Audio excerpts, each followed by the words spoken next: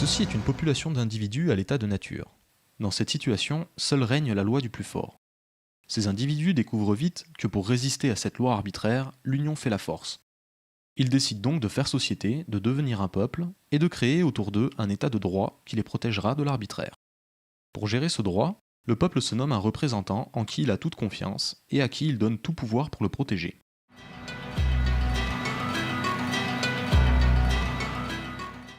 Et effectivement, ce représentant mène à bien sa mission. Mais comme il n'y a aucun contre-pouvoir à lui opposer, il finit par abuser de son pouvoir et produire un droit de plus en plus injuste. Le peuple constate alors que le droit l'opprime, alors même qu'il était censé le protéger. Et il choisit donc logiquement de changer de système de représentation. Il se nomme cette fois plusieurs représentants et non plus un seul, afin qu'aucun ne puisse prendre le pouvoir à son compte. Mais ces représentants en arrivent à s'unir, abusent de leur pouvoir et se mettent d'accord pour produire un droit qui ne suit plus que l'intérêt de quelques-uns. Le peuple constate à nouveau que le droit, tel qu'il est géré, est en fait injuste, et rejette cette fois les représentants.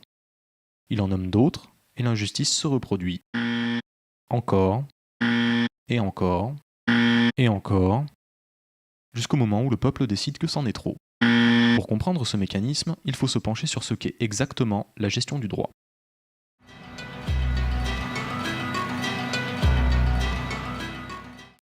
La gestion du droit est faite par des gens qui écrivent les lois, des gens qui les appliquent, et des juges qui les interprètent. Ces gens sont des professionnels. Et comme tout professionnel, leur intérêt réside dans la conservation de leur activité et donc de leurs revenus. Pour cela, il est impératif pour eux d'avoir les moyens de sécuriser leur activité. De plus, il s'avère que le pouvoir va jusqu'à ce qu'il trouve une limite. S'il n'en a pas, il ira toujours plus loin dans les abus.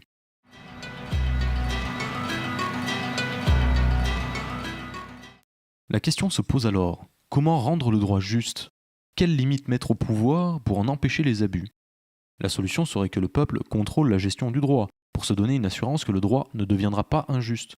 Pour cela, il lui faut un cadre juridique.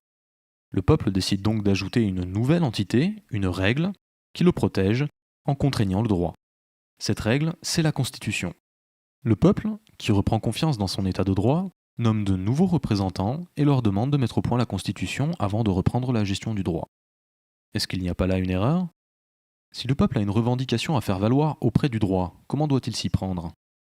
Puisqu'il n'y a pas de lien jusqu'au droit qui permette au peuple d'agir dessus, le peuple n'a d'autre choix pour s'exprimer que de lancer des pétitions, de manifester ou encore de faire grève. Mais ces revendications sont-elles suivies d'effets ? Il suffit que le droit n'en tienne pas compte pour qu'il n'y ait pas d'effet. Le peuple est donc à nouveau en présence d'un droit injuste. Mais comment le droit peut-il encore être injuste alors qu'il y a une constitution qui est censée protéger le peuple ? Et d'où vient cette impuissance que ressent le peuple vis-à-vis de ces combats qu'il mène et qui sont inefficaces ? Toute cette construction semble déséquilibrée. Le peuple est impuissant et la gestion du droit fonctionne en circuit fermé, comme si la Constitution même n'existait pas. Mais justement, qu'implique exactement la Constitution ?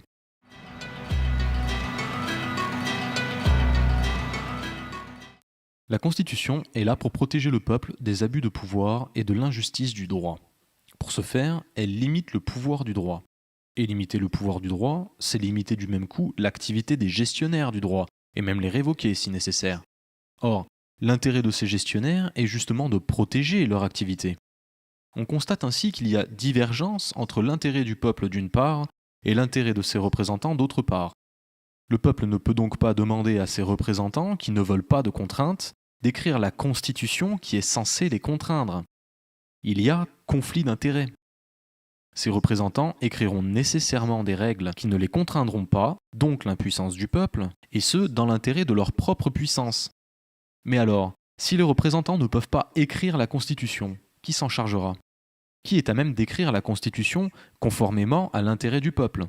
Qui serait assez désintéressé du pouvoir pour lui écrire des règles ? Qui n'aurait pas la volonté de gouverner ? Essayons sous un autre angle. Qui d'autre que le peuple a intérêt à ce que la Constitution soit efficace ?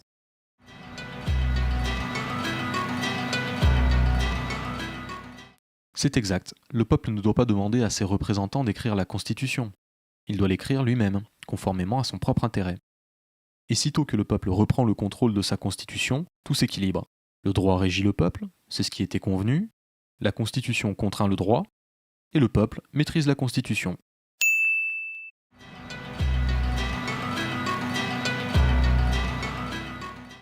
Voici le résumé des principes mis en œuvre.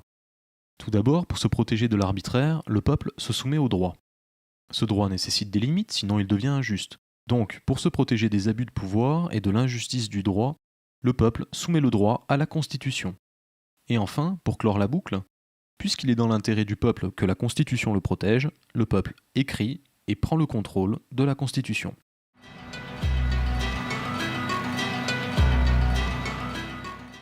À vous qui m'écoutez, on a certainement appris, comme à moi d'ailleurs, que la Constitution c'était l'organisation des pouvoirs.